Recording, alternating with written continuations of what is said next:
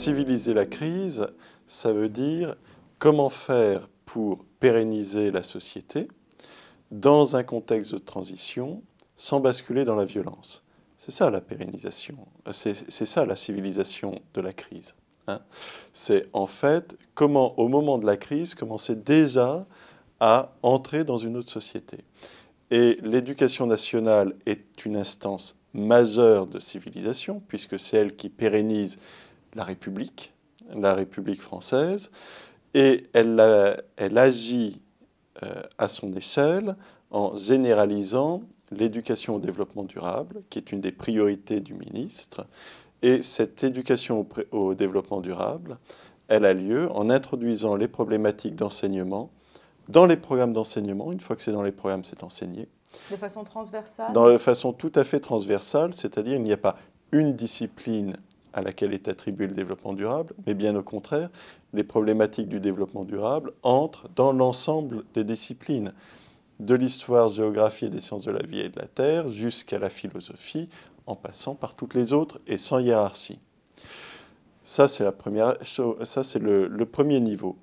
Il y a les niveaux suivants qui sont bien sûr la formation des enseignants et des personnels d'encadrement, le développement de projets pédagogiques d'écoles et d'établissements qui permettent de combiner les enseignements, la vie scolaire, c'est-à-dire tout ce qui se passe en dehors des classes, la gestion même des structures scolaires et leur ouverture sur l'extérieur par le biais de partenariats.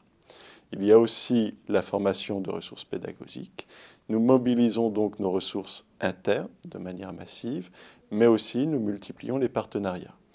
Ce qui fait que dans les années qui viennent, pour les années qui viennent, s'établit une continuité pédagogique qui fait que les élèves, du primaire jusqu'à leur sortie du système scolaire, auront connu une éducation au développement durable absolument continue.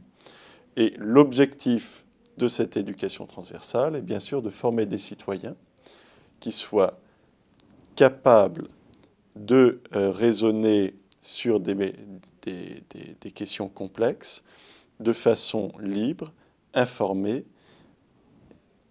et qui les rendent capables d'agir de manière tout à fait responsable dans un XXIe siècle qui sera relativement compliqué. L'éducation nationale est un monde qui ne cesse de muter. L'éducation nationale vit avec son temps. Aujourd'hui, une question très forte, c'est justement celle de que va-t-on faire du XXIe siècle? Eh bien, le XXIe siècle, il faut l'ouvrir. Il faut l'inventer. Il faut que la République du XXIe siècle soit aussi une République qui ait bien intégré le développement durable. Et ça commence à l'école, et c'est ce que nous faisons. Je fais beaucoup plus attention à la façon dont j'utilise l'énergie, à la façon dont je fais mes courses, à la façon dont je me déplace. Et je réalise que c'est une évolution, c'est une auto-éducation qui s'est largement faite à mon insu. Néanmoins, moi aussi, j'intègre les principes du développement durable et je me rends bien compte qu'en plus, ça me permet d'avoir une vie quotidienne plus confortable. Heureuse, donc. Plus confortable. Oui, plus confortable.